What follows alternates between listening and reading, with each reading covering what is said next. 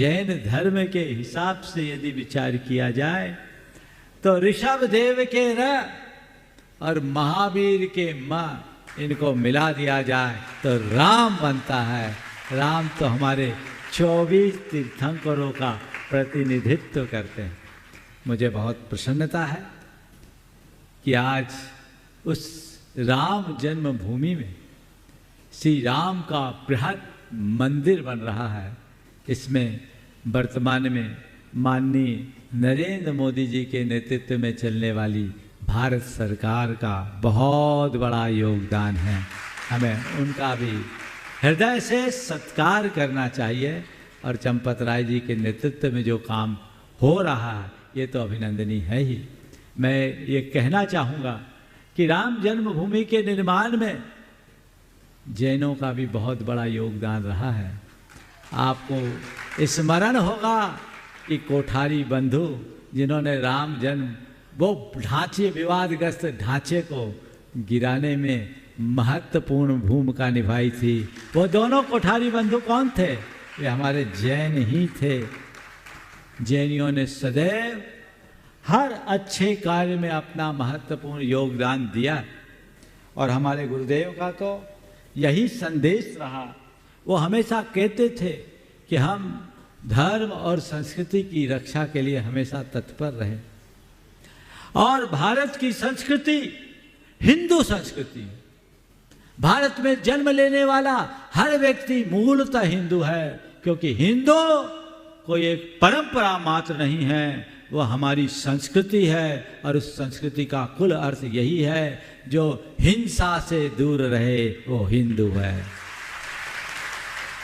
हिंसा विदूर यति स हिंदू। तो हम ऐसे हिंदू संस्कृति के उपासक हैं। हिंदू को हम एक धर्म के रूप में न देखें, हिंदू एक संस्कृति है जो भारत में अनादि से प्रवाहित होते आ रही है। ये बात और है कि हमारे इस देश पर अनेक प्रकार के हमले हुए, उनमें सांस्कृतिक हमले भी हुए। हमारी संस्कृति को छिन्न भिन्न करने के अनेक प्रयत्न हुए और उनने हमारे इतिहास को विलोपित किया, हमारे सांस्कृतिक स्मारकों को नष्ट भ्रष्ट करने का प्रयत्न किया।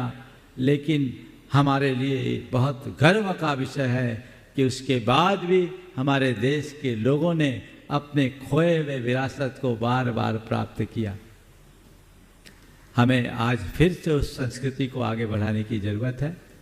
बहुत प्रसन्नता है कि राम जन्मभूमि में जिस मंदिर का निर्माण हो रहा है वह पूर्ण शास्त्रीय पद्धति से हो रहा है और भूकंप रोधी तकनीक से हो रहा है।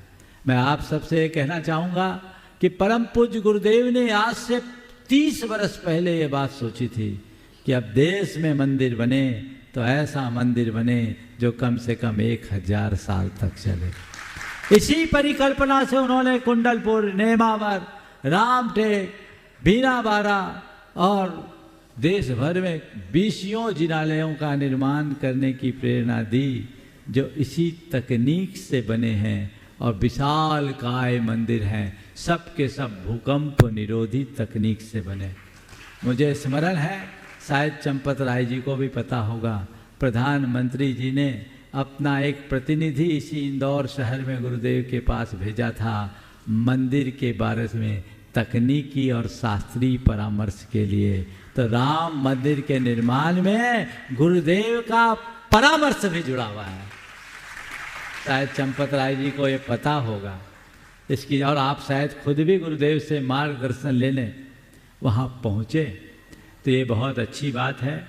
मैं इतना कहूँगा कि अयोध्या भारत की एक बहुत बड़ी सांस्कृतिक नगरी है और वह केवल श्री राम की जन्मभूमि नहीं, हमारे 5 तीर्थंकरों की भी जन्मभूमि है और जैन शास्त्रों के अनुसार वह केवल जन्मभूमि नहीं, शाश्वत भूमि है।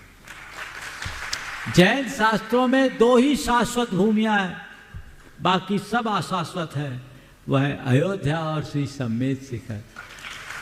अयोध्या तीर्थंकर आदि महापुरुषों की जन्मस्थली है और श्री सम्मेद शिखर हमारे सारे तीर्थंकरों की निर्वाण स्थली। ये तो काल का कुप्रभाव रहा कि 24 में से 5 का ही जन्म हुआ, होना तो 24 को ही था, लेकिन 5 में ही 24 को मान लेते हैं।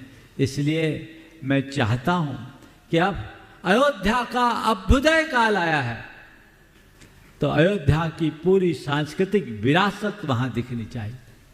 सरकार के स्तर पर भी ऐसा कुछ प्रयास होना चाहिए जिससे लोगों को पता लगे कि अयोध्या चिरंतन काल से कितनी महनीय नगरी रही है, इसका कितना महात्म रहा। भारत के हर परंपरा यहां फली फूली है और सब ने मिलजुल कर अनेकता में एकता का परिचय देते हुए अपनी इस संस्कृति को पुष्ट किया है, पल्लवित किया है और आगे इसके प्रवाह को बढ़ाया। यह सब तभी होगा जब हम सबको वहां एक साथ प्रकट कर सके। ये प्रस्ताव भी वहां जाना चाहिए। अभी मेरी कुछ चर्चाएं हुई है और चंपत राय जी से मिलना तो पहली बार हुआ है, लेकिन इनका परिचय मुझसे बहुत पुराना है।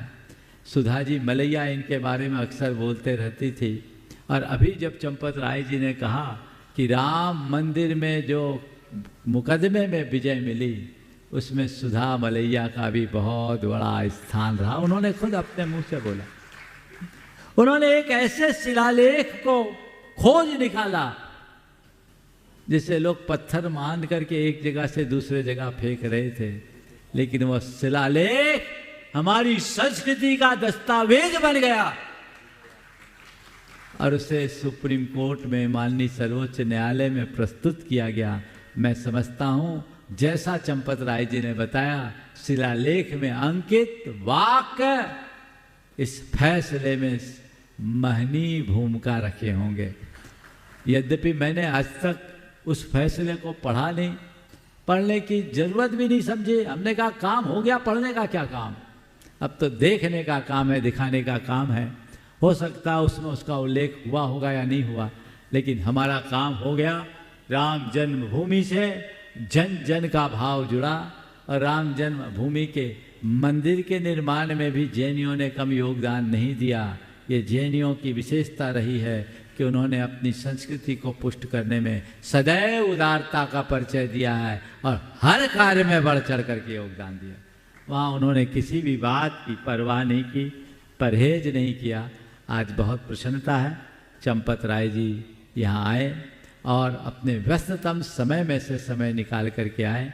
मैं उन्हें इस मंच से आशीर्वाद देता हूँ कि मंदिर शीघ्र पूर्ण आकार ले, भव्यता के साथ, और हमारे भारत की सांस्कृतिक विरासत का प्रतीक बना रहे।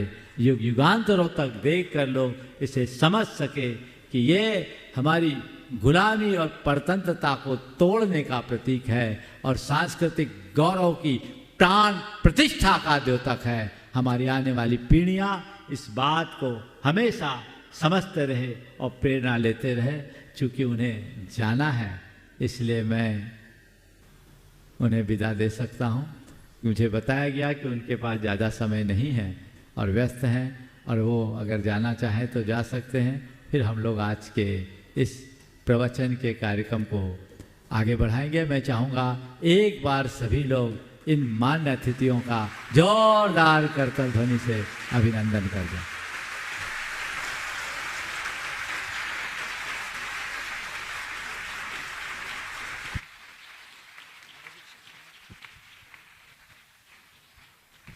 हेलो, तालियां आपकी कम बज रही हैं।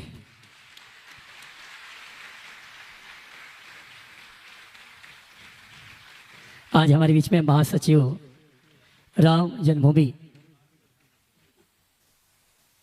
ट्रस्ट के हमारे बीच पधारे, साथ में विश्व हिंदू परिषद के समस्त अतिथियों का धर्म प्रभावना समिति के साथ साथ सकल दिगंबर जैन समाज इंदौर हार्दिक अभिनंदन स्वागत करता, आभार व्यक्त करता है। मार्दव धर्म का दिन है और आज आपको एक नहीं 2 प्रवचन मिलने। समय का विकल्प मत करिएगा। पूजाएं तो हो गई, विधान बाकी है। आपका समय पर सब काम पूर्ण हो जाएगा। आज पहले महाराज श्री का उद्बोधन आप लोगों को मिलेगा, उसके बाद शेष समय में आज के मार्दव धर्म पर आप सबको प्रकाश डाला जाएगा। मैं महाराज जी से निवेदन करता हूँ कि वे अपना क्या बात है, उद्बोधन करें। बहुत सुंदर। चल देखिए कितनी सरलता हमारे महाराज के लिए, ताली तो बजाओ यार। कितने सरल सहज हैं।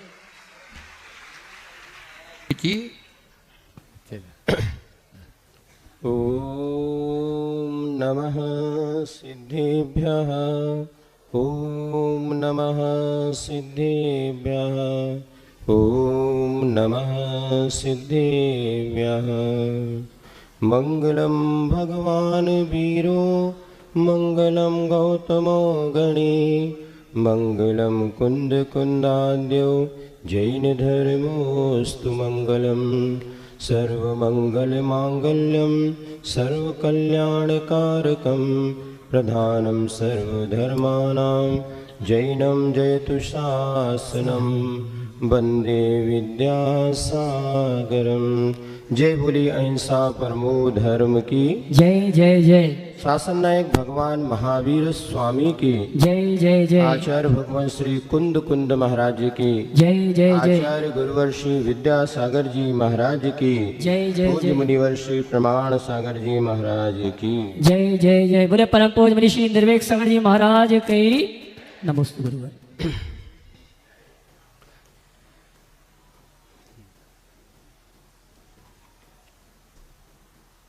पर्व का आज यह द्वितीय दिवस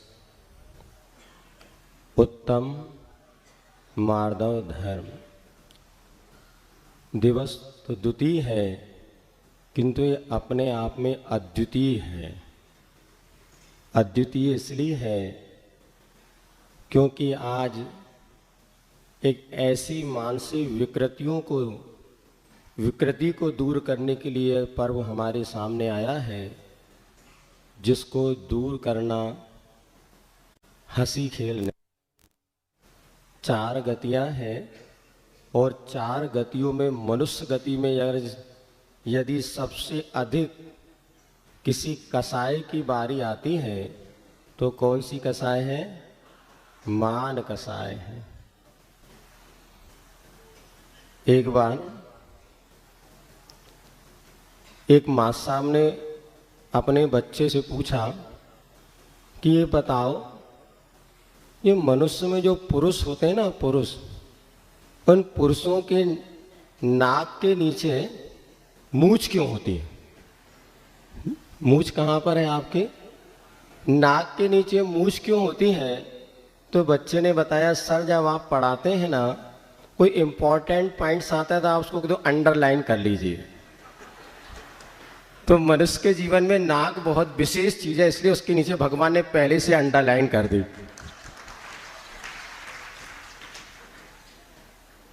ये निश्चित है कि व्यक्ति के जीवन में जब मान कसाई बढ़ती है तो सब कुछ भूल जाता है। मानी टूट तो सकता है किंतु झुक नहीं सकता। 1 लख पूत 1.25 लाख नाती, ता रावण घर दिया न बाती। सब परिचित है रामायण की वह घटना कि रावण ने सीता का हरण करके ले आया और जब अपनी लंका में लेकर के आया और कुछ ऐसे लक्षण प्रकट होने लगे कि सब समझ रहे थे कि अब यह सीता जो आई है ना, ये मेरे जीवन को समाप्त करने का निमित्त बनेगी। रावण भी समझ रहा था, भाई विभीषण ने भी समझाया, इधर मंदोदरी ने समझाया, सब लोग समझा रहे थे, किंतु रावण कहता है मैं टूट सो सकता हूं किंतु झुक नहीं सकता। परिणाम ये निकला, दीपक जलाने वाला भी उनका वंशज कोई नहीं बचा। आज हमें धर्म से ज्यादा अधर्म को समझने की जरूरत है। बार बार जब कोई शंका करता है महाराज श्री से कि महाराज धर्म का स्वरूप हमें बताएं, आगे धर्म क्या वस्तु है, तो महाराज जी संक्षेप में एक ही बात कहते हैं कि अधर्म से बचो, यही सबसे बड़ा धर्म है। आज यह जो मान कसाय हमारे भीतर पनप रही है, ये जो मान कसाय हमें भीतर से तोड़ रही है, आखिर उसका स्वरूप क्या है? क्यों हमारे अहंकार पैदा होता है? ये जानना बहुत जरूरी है, क्योंकि जब हम मान कसाई की उत्पत्ति के कारणों को समझ लेंगे तो निश्चित हम उससे बच सकेंगे। तो तब मार्दव धर्म हमारे भीतर प्रकट होगा। विशेष विशेषण व्याख्यान तो महाराज श्री बताएंगे ही, हम एक दो बातों पर विचार कर लेते हैं। वैसे तो निश्चित ही है, जब संसार की नश्वरता का बोध होता चला जाता है तो मान कसाई कम होती चली जाती है। आप लोगों ने कोरोना के काल में सब अनुभव कर लिया। अभी कोरोना आया था ना, महामारी। कुछ भी नहीं है तेरा, 2 गज जमी है तेरी, मिल जाए वो भी तुझको, ये भी नहीं जरूरी। बड़े बड़े अरबपति खरबपति जो चले गए और उनको दफनाने के लिए 2 गज जमीन भी दुर्लभ। देखा था ना आप लोग ने, पेपरों में आता था लाइन लगी है शमशान घाट में जलाने के लिए, जगह नहीं बच रही। इधर कब्रिस्तान में दफनाने के लिए महीनों से, कई दिनों से वो ताबूत में बनी लाशें पड़ी हैं, किंतु 2 गज जमी भी नहीं मिल पा रही। दुनिया में बहुत कमाया, क्या हार, क्या हीरे, क्या मोती, लेकिन क्या करो यारो, कफन में जेब नहीं होती। कफन में जेब नहीं होती, एक तिलतुस मात्र भी हम साथ में नहीं ले जा सकते। सब कुछ यहीं पर हमें छोड़ करके जाना पड़ेगा।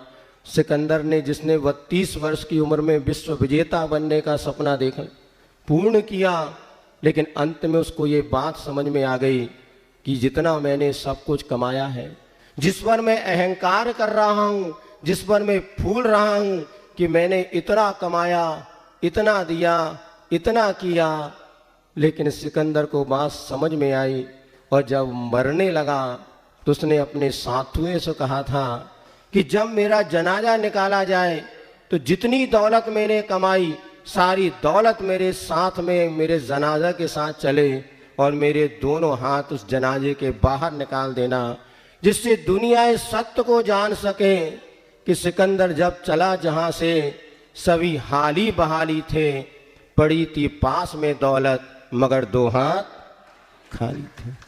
भली मुट्ठी आए हैं, खाली मुट्ठी जाना है। फिर क्या जीवन में अहंकार करना, क्या मद करना, किंतु क्या करें?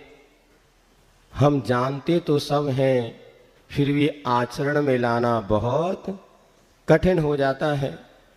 शंका समाधान में जितनी समस्याएं आज आप गुरुजी के समक्ष रखते हैं, आखिर ये समस्याएं पैदा क्यों होती हैं? मुझे लगता है ये एक मान कसा ही सारी समस्याओं की जड़ है। एक सबसे बड़ी समस्या आज सबके सामने है, तो वो है आत्महत्या की बढ़ती हुई प्रवृत्ति। एक समय था जबकि बहुत बड़े बुजुर्ग या कोई अति बड़ी उम्र वाले होते थे और किन्हीं विपरीत परिस्थितियों में संतुलन खो देते थे, अपने जीवन को समाप्त कर लेते थे।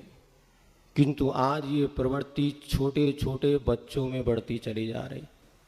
अभी सुना था 13 साल की एक बेटी ने सुसाइड कर ली, कभी पढ़ने में आता 10 साल के बच्चे मर गए, इधर 20-22 साल के युवक अपने जीवन को समाप्त कर रहे हैं। आखिर इसका कारण क्या है? मैं आपसे पूछना चाहता हूँ कि आप अपने बच्चों को सुखी देखना चाहते हैं कि दुखी देखना चाहते हैं? क्या आप चाहते हैं कि हमारा बच्चा कभी भी इस गलत मार्ग पर ना आए? क्योंकि हत्या करना तो फिर भी अपराध है, पाप है, किंतु आत्महत्या करना तो उससे कई गुना बड़ा अपराध है। आखिर हमारे बच्चों के मन में ये आत्महत्या करने के परिणाम क्यों पैदा होते हैं? इसके कारण पर कभी आपने विचार किया? एक बेटा हमारे पास आया, सत्य घटना है, शिवपुरी की बात है। 6वीं क्लास का बच्चा था, घबराया हुआ था, पसीना पसीना था। बोले महाराज मैं तो मरने जा रहा हूँ, रेल की पटरी के नीचे कट कर के मैं मर जाऊंगा। मैंने पूछा बात क्या है बेटा, थोड़ा शांत हो जा, बैठ, बता क्या बात है, तुझे क्या समस्या है। तो कहने लगा महाराज मेरी माँ ने कहा था, मम्मा ने कहा था 90% लेके आना। मेरी माँ ने कहा था 90% अंक लाना और पिता ने कहा था और अच्छे अंक लाना, और मेरे तो 80% बने हैं। यदि मैं घर गया तो मेरी माँ मुझे मारेगी और पिता मुझे छोड़ेंगे नहीं, इसलिए मैं घर नहीं जाऊंगा। मैं जब मरना मंजूर है किंतु मैं घर वापस नहीं जा सकता। हमने तुरंत उसको पकड़ा, हमने कहा बेटा तू बैठ। उसके चाचा को खबर की, बुलाया, देखो ये बच्चा मरने जा रहा है, क्या करना है। समझ में आ रही है आप लोगों को? आज हमने बच्चों के मन में जो प्रतिस्पर्धा का भाव पैदा कर दिया, आज बच्चे बहुत तकलीफ में हैं। उनका बचपना हमारी अहंकार ने, हमारी मान कसाई ने उनका बचपना छीन लिया, बचपने की हमने बलि चढ़ा दी। आज कैसे माता पिता हो गए, हमें आश्चर्य लगता है। एक जगह हम गए, एक बच्चे से हमने पूछा क्यों बेटा पाठशाला क्यों नहीं आते। बोले महाराज मैं सुबह 6 बजे स्कूल जाता हूँ, 5 बजे माँ उठा के नहला धुला करके स्कूल जाता है, 6 बजे जाता है, 120 किलोमीटर उसका स्कूल है, शाम को 5 बजे स्कूल से लौट के आता है। सुन रहे हैं आप लोग? तीसरी क्लास के बच्चे की जिंदगी तुम्हें बता रहा हूँ, क्योंकि तुमने अपनी मान कसाई के बढ़ती के लिए कि पड़ोसी का बच्चा अगर इतना पढ़ता है, मेरा बच्चा क्यों यहाँ पढ़ेगा, मेरा बच्चा भी बाहर जाके पढ़ेगा, तुमने बचपना छीन लिया। और वो बच्चा कहे महाराज 5 बजे मैं लौट करके आता हूँ, 120 किलोमीटर जाना, 120 किलोमीटर लौट के आना, फिर 5 बजे भोजन करता हूँ, अभी भी मम्मी को चैन नहीं है कि चल दे बेटा तू जा अब ट्यूशन पढ़। 6 बजे फिर ट्यूशन चला जाता हूँ, 8-9 बजे तक थक जाता हूँ, सो जाता हूँ, मैं कैसे ट्यूशन आऊँ। क्या चाहिए आपको, क्या चाहते हैं आप अपने बच्चे से थोड़ा बताओ तो। आपको बच्चों से मोह नहीं, आपको बच्चों को आपने अपने अहंकार पुष्टि का साधन बना लिया है। पहले 10 बच्चे होते थे तो भी माँ अपने बच्चों को अपनी आंखों से दूर नहीं करती थी। आज तुम्हारे 2 बच्चे होते हैं फिर भी तुम पास में रखना नहीं चाहते, या अपने उनकी परवरिश करने पर समय नहीं दे पाते। कहीं ऐसा तो नहीं है कि आपने उन बच्चों को अपनी अहंकार पुष्टि का साधन बना लिया। 90%, 100% आप इतना ज़्यादा उन पर प्रेशर डालते हैं। ये प्रेशर किस लिए? यदि बताओ आपने बच्चे से कहा बेटा 70% लाना, और यदि उस बच्चे के 80% आए तो आपके पास हंसते हंसते आएगा कि रोते रोते? बोलो जल्दी से। और तुमने कहा बेटा 90% लाना और 80% आए तो रोते रोते आएगा कि हंसते हंसते? और तुम धमकी देते, देख पड़ोसी के लड़के ने 90% लाया, तूने 60% लाया, 80% लाया। जितने बच्चे ने जितनी इतनी मेहनत की, शायद आपने कभी इतनी मेहनत की होगी, और बच्चा और अपने आप में डिप्रेशन में चला जाता और मरने के लिए तैयार हो जाता है। आज क्या दशा है बच्चों की। कथा हमने पढ़ी थी इस श्रैणिक पुराण में, कि श्रैणिक पुराण में कथा पढ़ी कि जब वो नंदा राजा के प्रति, राजा श्रैणिक का जब बदला लेने का भाव हुआ तो उसने एक बकरा परीक्षा लेने के लिए, यदि ये बकरा मैं तुम्हारे यहाँ पर पहुँचा रहा हूँ, शर्त है 1 महीने में ना इसका वजन बढ़ना चाहिए न इसका वजन घटना चाहिए। सुन रहे हैं आप लोग? किसने भेजा? श्रैणिक ने कि जाओ ये बकरा उस गांव वालों को दे दो, नंदग्राम वालों को, और यदि इसका वजन बढ़ गया या वजन घट गया तो तुम्हारे नगर को दंडित किया जाएगा। उसी समय वहां पर अभय कुमार गुप्त रूप में थे। जब उनको ये पता चली, उसने कहा चिंता नहीं करो, मैं तुम्हारी समस्या का हल किए देता हूँ। और उसने क्या किया, बकरे को खड़ा कर दिया और खूब घास पत्ती खाने पीने को सबको देता रहा, और सामने एक शेर खड़ा कर दिया। सुन रहे आप? तो इधर खा पी के बकरा जितना मोटा होता था, जैसे शेर को देखता तो बोला आधा खून, फिर जल जाता था। ना बकरे का वजन बढ़ा ना घटा। ऐसी स्थिति तुम्हारे सामने हो रही है। बच्चों को खूब खिला रहे, पिला रहे, प्यार दे रहे, लेकिन इधर जो अपनी मान कसाई की पुष्टि के लिए तुमने उसको पढ़ाई का अतिरिक्त बोझ डाल दिया, ना वो बढ़ पा रहा है ना वो घट पा रहा है। बड़ी समस्या सामने खड़ी है। इसीलिए पहली बात, यदि तुम अपने बच्चों को सुखी देखना चाहते हैं, वास्तव में बहुत कम ऐसे माता पिता हैं जो कि अपने बच्चों को सुखी देखना चाहते हैं। है क्या आप लोग? इतनी सभा में जो लोग बैठे हैं, क्या बताओ सब लोग अपने बच्चों को सुखी देखना चाहते हैं? नहीं, हाथ उठा के बता दो। और जो लोग ऑनलाइन टीवी में देख रहे हैं वो भी हाथ उठा लो, क्योंकि हमें तो अचक्षु दर्शन भी है। चक्षु दर्शन से तो सामने, अचक्षु दर्शन से दूर की बात भी देखने में। यदि वास्तव में आपको अपने बच्चों से प्रेम है और आप चाहते हैं मेरे बच्चे कभी आत्महत्या न करें, तो आज के दिन संकल्प ले लेना कि हम बच्चों को कभी ऐसा बोझ नहीं डालेंगे, कभी अति प्रतिस्पर्धा की आग में नहीं झोंकेंगे जिसमें बच्चे अपने बचपने को समाप्त कर दें और आत्महत्या करने के लिए मजबूर हो जाएं। वास्तव में माता पिता बच्चों के लिए सब कुछ करते हैं, किंतु आज परिस्थिति बदल रही है और इन परिस्थिति में इतना कह के रखो, हम भी चाहते हैं हर बच्चा 100 में से 100 नंबर लाए, लेकिन इसके बाद भी आप कह के रखो बेटा 60% से कम नहीं लाना और 70 से ज़्यादा नहीं लाना, पर्याप्त है।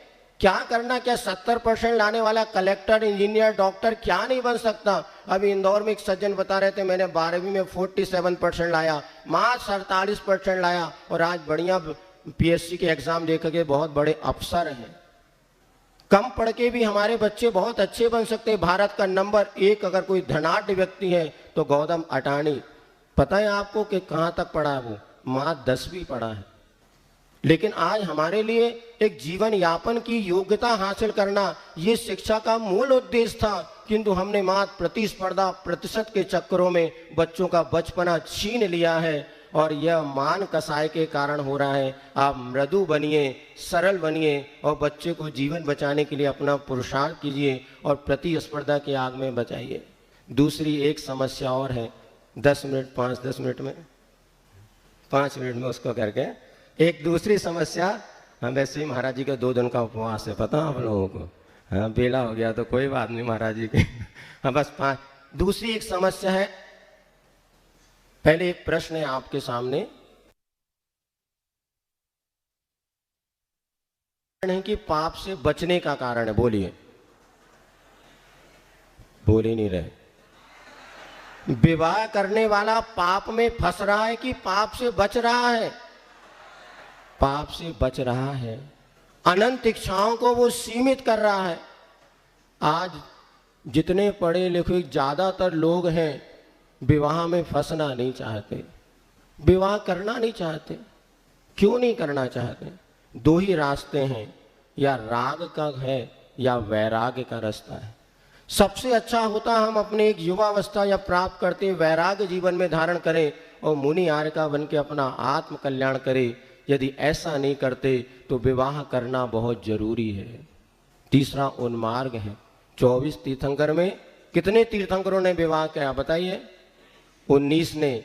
5 का विवाह नहीं हुआ, उन्होंने विवाह नहीं कराया। ये क्या है?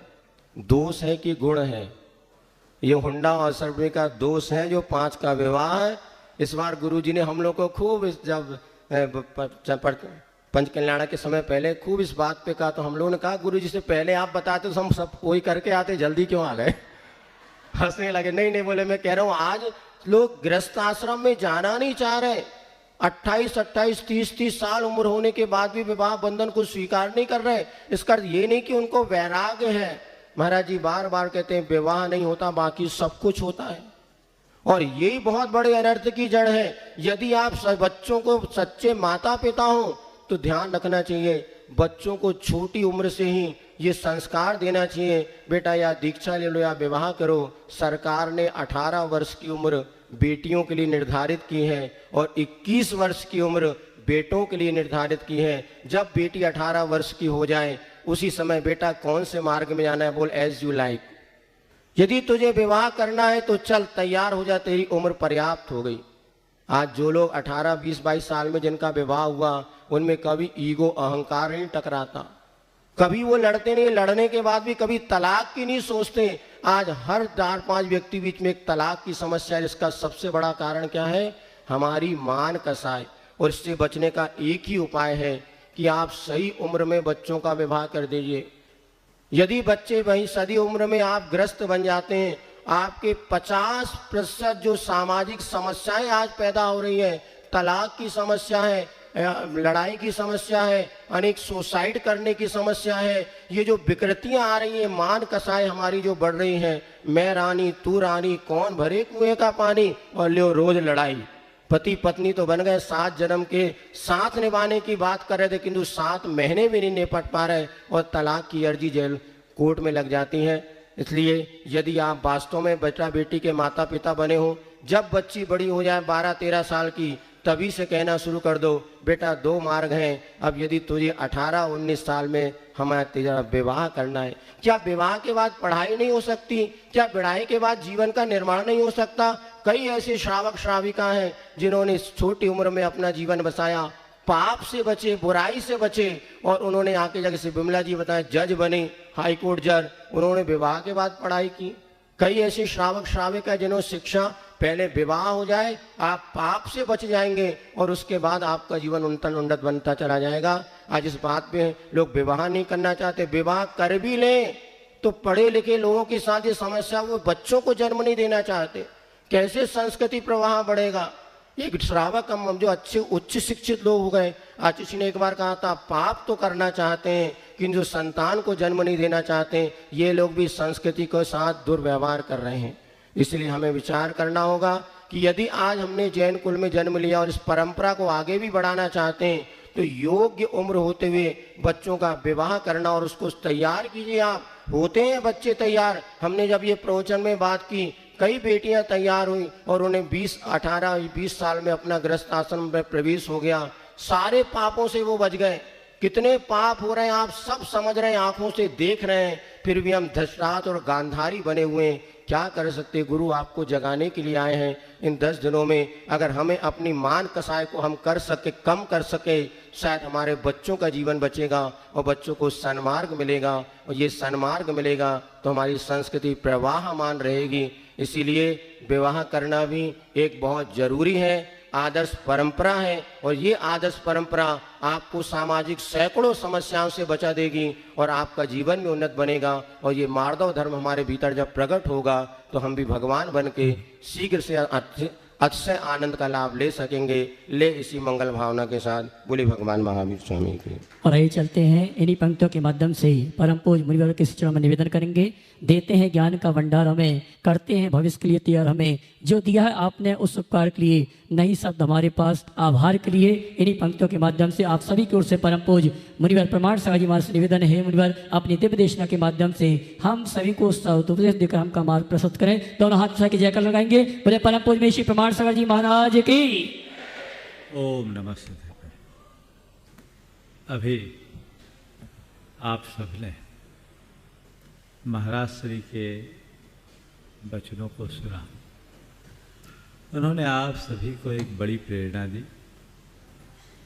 आज मार्दव धर्म है और अहंकार के विसर्जन का नाम ही मार्दव।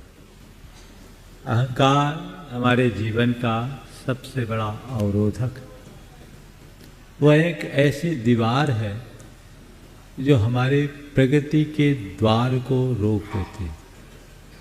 अहंकार के विसर्जन के अभाव में हम अपने जीवन का उत्कर्ष कर ही नहीं सकते। आज 4 बातें आप सबसे कहूँगा और संक्षेप में ही पूरी बातें कर दूंगा। आज अहंकार के विसर्जन का दिन है और अहंकार को मान कहते हैं। मान के संदर्भ में 4 बातें: मानना, मनवाना, मनाना और मान जाना। फिर से बोल रहा हूं, मानना, मनवाना, मनाना और मान जाना। पहले की 2 बातें अहंकार से संबद्ध है और बाद की 2 बातें विनम्रता से जुड़ी हुई। अहंकारी व्यक्ति की एक विशेषता होती है, वो अपने आप को बड़ा उच्च मानता है। अहंकार है क्या? मैं कुछ हूं, अपने आप को कुछ मानता है और अपने आप को कुछ मानना ही अहंकार है। आप अपने आप को क्या मानते हो? आप जानो। पर मैं यदि अपने आप में मानने लगूं कि मैं एक मुनि हूं, समाज में मेरी बड़ी प्रतिष्ठा है, हजारों लोग मेरे अनुयायी हैं, लोग मेरे बारे में समझते क्या है? लोगों को मेरी मान्यता को समझना चाहिए, मेरी इमेज को देखना चाहिए।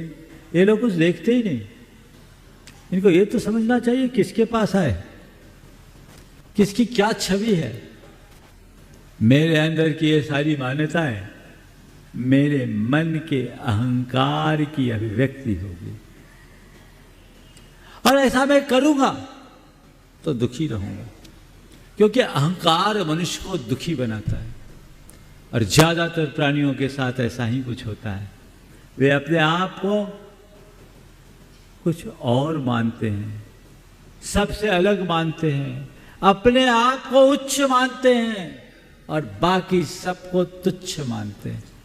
मैं ही ज्येष्ठ, मैं ही श्रेष्ठ, मेरे से मैं ज्येष्ठ हूं, श्रेष्ठ हूं, बाकी सब निकृष्ट हैं। मैं उच्च हूं, बाकी सब तुच्छ हैं। ये परिणति ही मान है।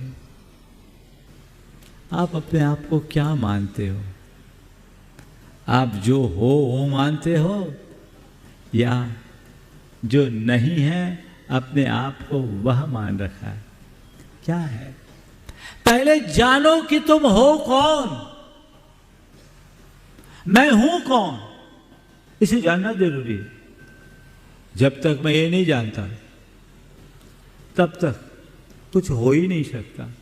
मैं जानूं मैं कौन हूं। सबसे बड़ी विडंबना यह है कि मनुष्य ने अपनी काल्पनिक छवि को अपनी असली छवि मान रखा है और पूरा जीवन उसी छवि को मेंटेन करने में खपा देता है, जो उसका असली स्वरूप नहीं है, जो क्षण भंगुर है।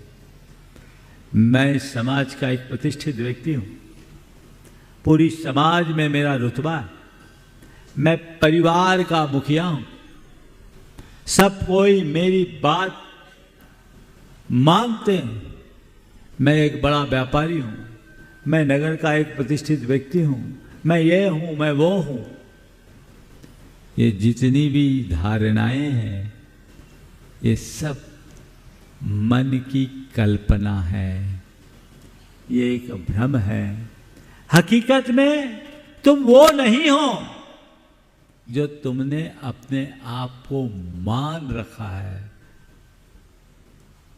जिस दिन तुम ये जान लोगे कि मैं कौन हूं, तुम्हारे मान का उसी पल मर्दन हो जाएगा, क्योंकि तुम्हें समझ में आ जाएगा कि जो मैं हूं वही सब है, जो मुझ में है वही सब में है। मैं किसी से अलग हूं ही नहीं, तत्तः सब समान है।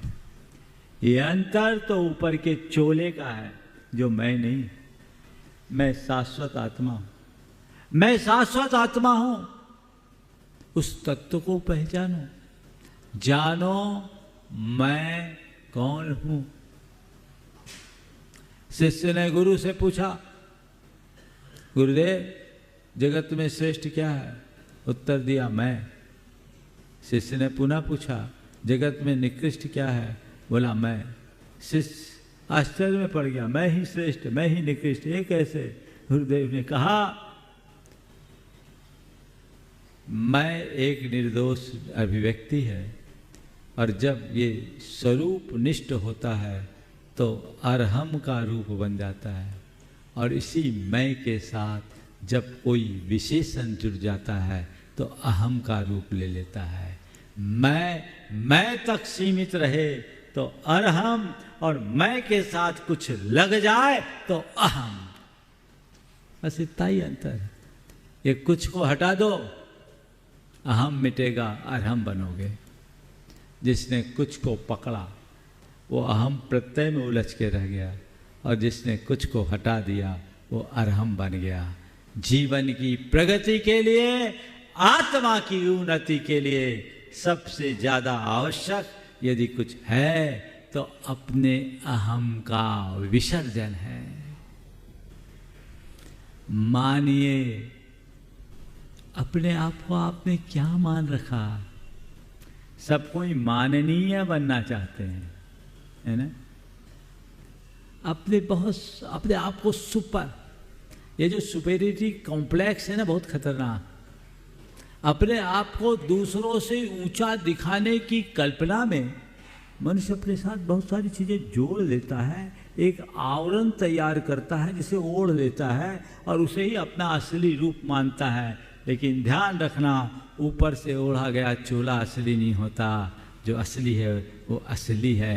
ये ऊपर की बातों में कभी मत उलझना, अंदर की बातों में उतरने का प्रयत्न करना।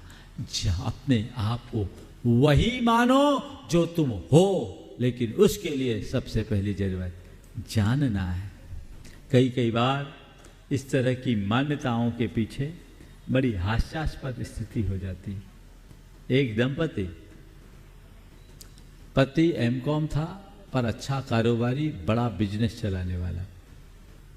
अब पत्नी सीए, सीएस और एमबीए, तीन डिग्रियां। अब देखो कैसी हास्यास्पद स्थिति है। दोनों में कुछ बातों को लेकर के तनातनी हुई। पत्नी का भाई अपनी पत्नी को लेकर मेरे पास आया। मैंने उन्हें समझाया और मैंने कहा तुम मान जाओ। बोले मैं क्यों मानूं, वो सिंपल एमकॉम है, मैं एमबीए हूं, सीए हूं, सीएस हूं। अरे मैंने कहा बहन जी तुम एमबीए सीए सीएस बाद में हो, पहले एक पत्नी हो, ये तो समझो। ये जो मान्यताएं हैं ये ईगो को जन्म देती है। इसलिए मैंने कहा जो व्यक्ति अपनी काल्पनिक छवि को अपनी असली छवि मानने का भ्रम पालता है वो अहंकार का सृजन करता रहता है और सदैव दुखी बना रहता है, क्योंकि अहंकार ही हमें दुखी बनाता है। देखो जो आदमी अपने आप को बड़ा मान के बैठ जाए उसकी अपेक्षाएं भी बड़ी होगी। उसके मन में होगा कि मुझे अवसर मिलना चाहिए, मेरा नाम आना चाहिए, होगा ना। चलो आपने मान लिया कि मैं महाराज का बड़ा भक्त हूं, 30 बरस से जुड़ा हूं और आप हर वर्ष आते हो, और जब आते हो आपको अवसर मिलता है, मंच में बुला भी लिया जाता है। और इस साल आए हैं, अभी तक तो किसी को बुलाया नहीं गया, और ना बुलाया जाए तो क्या होगा।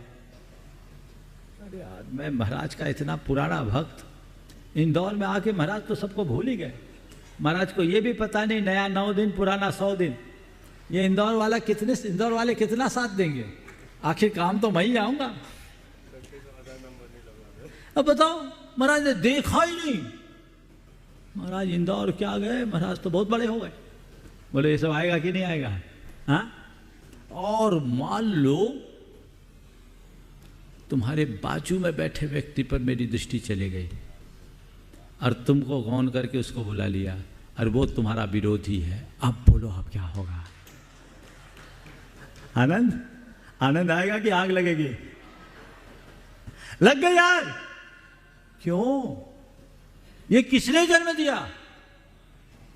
ये मेरे मन की कल्पित धारणा ने, जो अहंकार से प्रेरित है। ये तुम्हें हिला डालेगी, तुम्हें एकदम नकारात्मक दिशा में ले जाएगी और इससे व्यक्ति टूटता है ना। इसलिए कहते कुछ मत मानो। सामान्य आदमी को कोई फर्क नहीं पड़ता, जो अपेक्षा लेकर नहीं आए। देखो पीछे बैठे कई ऐसे शिरोमणि है जो पीछे बैठे आनंद में है, पर मैं इतना एक्टिव, मेरा धन प्रभावना समिति में महत्वपूर्ण स्थान, मैं नीचे बैठूंगा। ये कौन बोल रहा है, भगत, कि उसके अंदर छिपा हुआ अहंकार। बोलो, अरे भैया इसी को तो गलाना है, इसी को गलाना है। कई बार हम धर्म के क्षेत्र में आकर के भी अपनी अहम पूर्ण मानसिकता के कारण अधर्म पाल लेते हैं। गुरुदेव की ये पंक्तियां बहुत सार्थक है। जो मानता स्वयं को सबसे बड़ा है, जो मानता स्वयं को सबसे बड़ा है, वह धर्म से अभी बहुत दूर खड़ा है। सामान्य मानो और सामान बनकर जीने का अभ्यास करो। तो बात मानने की हुई। मुझे चारों बातें करनी है, गाड़ी थोड़ी सी और चलेगी, समय पर छोड़ दूंगा। अब है मनवाना। अब मान तो रहे खुद को, हमने बड़ा मान लिया, लेकिन हम अपने आप को 30 मार खा मान ले, उससे क्या होगा? दूसरे तो माने, ये भी अहंकारी की परिणति होती। जो मैंने अपने आप को मान रखा है, वही लोग मुझे माने, वैसी ही मान्यता दे। बड़ा बुरा हाल होता है। एक स्थान पर हमारा चातुर्मास चल रहा था, एक बड़ा कार्यक्रम था, विमल जी संचालन कर रहे थे। एक महानुभाव आए, कार्यक्रम टाइट था, पहले से न तो उनके आने की सूचना थी न आए। अब बाद में उनकी पर्ची आई और 25 डेजिग्नेशन के साथ, so and so and so and so, पूरी बिरदावली। मुझे बुलाया जाए। विमल जी मेरे पास आए, महाराज जी आए हैं, क्योंकि पूरा जो शेड्यूल था पहले से तय था, और विमल जी की आदत थी कि जो शेड्यूल हो उसमें कोई परिवर्तन नहीं करते थे, उतना ही करते। महाराज जी मैं क्या करूं? हमने कहा अच्छा है, समाज के माननी है, नाम लेके बुलाइए। उनने सीधे सीधे उनका नाम लिया और बुला लिया। अब वो महाशय उठे नहीं, उनके ऊपर तो ऐसा लगा जैसे किसी ने घड़ों पानी डाल दिया, कोई घड़ों पानी डाल दिया। उठने का नाम नहीं। एक बार बोला, 2 बार बोला, तीसरी बार जब आजू बाजू के व्यक्तियों ने उठाया तो महानुभाव उठ गया, अनमने भाव से श्रीफल चढ़ाया। कार्यक्रम पूरा हो गया। उसके बाद वो विमल जी को झाड़ने लगे, आप मुझे पहचानते नहीं हो, आपने मुझे क्या समझ रखा है, आपने सीधे सीधे मुझे बुला लिया, आपको देखना चाहिए मैं कोई सामान्य आदमी हूं, अच्छे अच्छे लोग मेरे आगे लाइन लगाते हैं तब मैं आता हूं। उतना सुनाई रहे थे, मैं लघु शंका करके आ रहा था, इतनी बातें मेरे कानों में आ गई। मैंने कहा महानुभाव, विमल जी आपको भले पहचानने में भले चूक गए हों, पर मैंने आपको आज अच्छे से पहचान लिया कि असल में आप क्या हो। अभिमान मनुष्य को उथला बना देता है। अभिमानी का जो चित्त और व्यवहार होता है वो उथलापन से भरा होता है, और ऐसा बड़ा अशांति का कारण भी बन जाता है। मनवाओ, मुझे सब बड़ा माने, मैं जो चाहूं वैसा सब माने, मैं जिससे जो चाहूं वो मुझे वैसी मान्यता दे। ये कैसी सोच है? ध्यान रखना, मैं लोगों को मान दूं यह मेरा धर्म है, और लोग मुझे बड़ा माने ये उनका कर्तव्य है। ऐसा क्यों? एक बड़ा आदमी एक भले आदमी के घर पहुंचा। बड़ा आदमी एक भले आदमी के घर पहुंचा।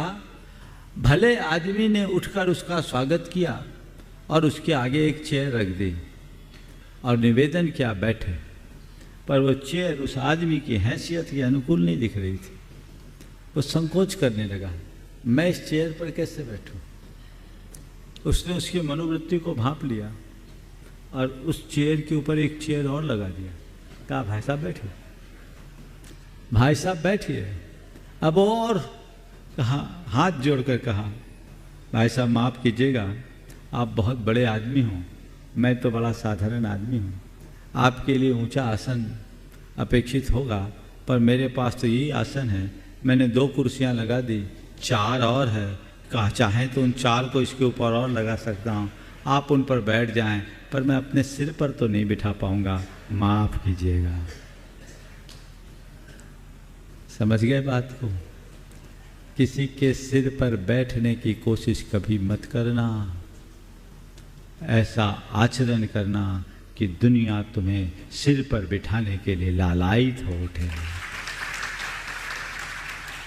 जो दूसरों को के सिर पर बैठने की कोशिश करता है, लोग उन्हें पांव तले रौंद डालते हैं, और जो अच्छा आचरण करते हैं, दुनिया उन्हें सिर पर बिठाने के लिए लालायित होती है, पागल होती है।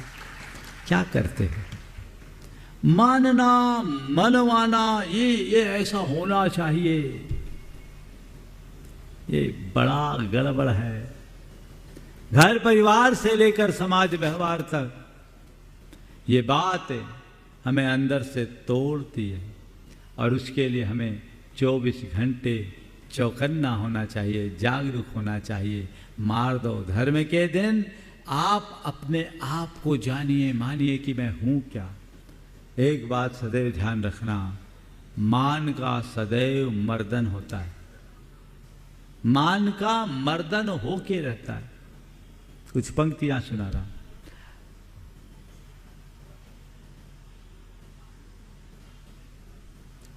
सुंदर सुंदर सुंदर सुंदर सुंदर कोमल कलियों और कोपलों से युक्त टहनियों ने तने से कहा। सुंदर सुंदर कलियों और कोमल कोपलों से युक्त टहनियों ने तने से कहा।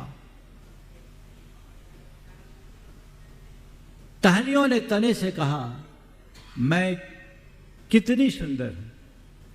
टहनियों ने तने से कहा, हम कितने सुंदर हैं। तने ने सहज भाव से कहा, हाँ बेटी, तुम सचमुच सुंदर हो, तुम सचमुच सुंदर हो। और तुम कितने कुरूप हो, काले भूत सारंग और खुरदरी खाल। छी, तुम कितने कुरूप हो, काले भूत सारंग और खुरदरी खाल। छी।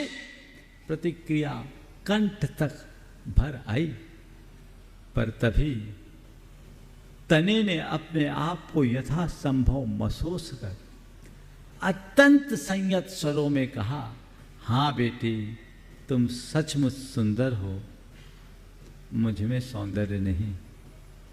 हाँ बेटी, तुम सचमुच सुंदर हो, मुझ में सौंदर्य नहीं।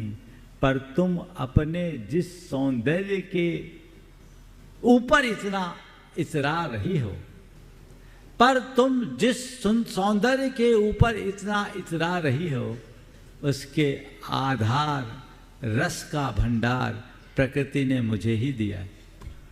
पर तुम अपने जिस सौंदर्य पर इतना इतरा रही हो, उसके आधार रस का भंडार प्रकृति ने मुझे ही दिया है। यदि मैं अपना जूठन तुम्हें न दूं, तो तुम्हारा सारा सौंदर्य पल में ही बिखर जाएगा।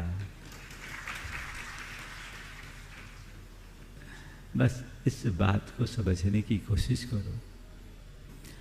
अपने आप को वही मानो जो तुम हो, और लोगों से मनवाने की अपेक्षा मत रखो। तीसरी बात, मनाना और मान जाना। कोई रूठ जाए तो उसे मना लो, मनाने में क्या हानि है, मना सकते कि नहीं। पहली कोशिश करो कि कोई तुमसे रूठे ना, कोई तुमसे रूठे नहीं, और यदि कदाचित रूठ जाए तो मना लो। रूठे को मनाने में क्या लगता है, हम क्यों मनाए, हम बड़े वो छोटे, हम उसके पास क्यों जाए, ये कौन रोकता है। ये अहंकार। जिसके अंदर विनम्रता होती है, उसका व्यवहार इतना नम्र होता है कि कोई रूठता नहीं। यदि कदाचित उससे कोई रूठ जाए तो मनाने में चूकता नहीं, फौरन उसके पास जाता है, हाथ जोड़कर विनय करता है और उसे मना लेता है। जिनके आगे अहंकार होगा, आप उसे नहीं मना पाओगे, और जिनके प्रति आपका कोई अहंकार नहीं होगा, आप उसे मनाए बिना नहीं रहोगे। बोलो, जिससे प्रेम होता है वो रूठता है कि नहीं। ज़्यादातर तो प्रेमी लुगल ही आपस में रूठा रूठी का खेल खेलते हैं। लेकिन ये रूठता वो मनाता है। क्यों? उनके बीच में कोई अहंकार नहीं है, प्रेम है। लेकिन जिसके प्रति अहंकार हो उनके लिए तो रूठना होता है, तो रूठते ही, और रूठते इस तरह कि टूट जाए, मानेंगे नहीं। अहंकार को खत्म करो। एक बच्चा रूठता है आपसे, आप उसे किस कदर मनाते हो कि नहीं मनाते? क्यों? अरे बच्चा है, अपना ही बच्चा है, रूठ गया, चलो मना लो, होता है, बचपना तो इसी को कहते हैं। बच्चे के प्रति तुम्हारे मन में प्रेम है, वहां कोई अहंकार नहीं। आप उसे रूठते ही मनाने की कोशिश करते हैं। बस मैं आपको एक कसौटी देता हूं, पहला प्रयास कोई रूठे नहीं, और यदि किसी वजह से कोई रूठ जाए तो उसे मनाने में हम चूके नहीं। मना लो, क्या फर्क पड़ता है? चलो अपना ही व्यक्ति है, मना लेते हैं, मान जाएगा, सब काम बन जाएगा। रूठे को मनाने का प्रयास, किसी वजह से कोई रूठ जाए तो चलो हम उसे मना लेते हैं, नहीं तो वह अभी रूठा है, बाद में हमसे टूटेगा। यही तो कला है।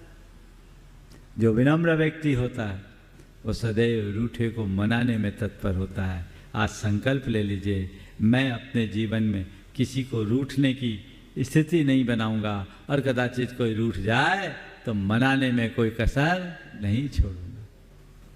देखो महान आत्माओं की क्या स्थिति हो। संघर्ष का समापन करने के ख्याल से श्री कृष्ण दुर्योधन के पास चले गए। किस लिए गए? शांति दूत बनकर समझौते का प्रस्ताव लेकर गए। कौन गया? श्री कृष्ण। श्री कृष्ण थे कौन? त्रिखंडाधिपति नारायण। वो गए किसके पास? दुर्योधन जैसे एक अदने से व्यक्ति के पास, और दुर्योधन से कहे कि दुर्योधन, मैं तुम्हारे पास शांति का प्रस्ताव लेकर आया। मैं तुमसे निवेदन करता हूं कि हमें इंद्रप्रस्थ नहीं चाहिए, हमें नहीं चाहिए हस्तिनापुर, सारा साम्राज्य तुम संभाल लो। उसके बदले केवल 5 गांव भर दे दो, मैं पांडवों को मना लूंगा। अरे माधव, तुम ग्वाले क्या जानो, राज्य भी कोई भीख में देने की चीज है। सुच्चाग्रम अपि न दास्यामि बिना युद्धेन केशव। हे केशव, तुम 5 गांव की बात करते हो, मैं तो सुई के नोक के बराबर धरती भी बिना युद्ध के नहीं दे सकता। श्री कृष्ण ने अपना प्रस्ताव रखा था कि दुर्योधन, मैं युद्ध की विभीषिका को टालना चाहता हूं। मैं नहीं चाहता कि अनेक अबलाओं का आंचल असमय में सूख जाए। मैं नहीं चाहता कि अनेक माताओं का दूध सूख जाए। मैं नहीं चाहता कि अनेक स्त्रियों के मांग का सिंदूर असमय में पूछ जाए। मैं नहीं चाहता कि ये धरती मानवों की कंकालों से पड़ जाए। इसलिए मैं तुम्हारे आगे झोली फैलाता हूं, तुम सब रखो अपने पास, मुझे केवल 5 गांव दे दो।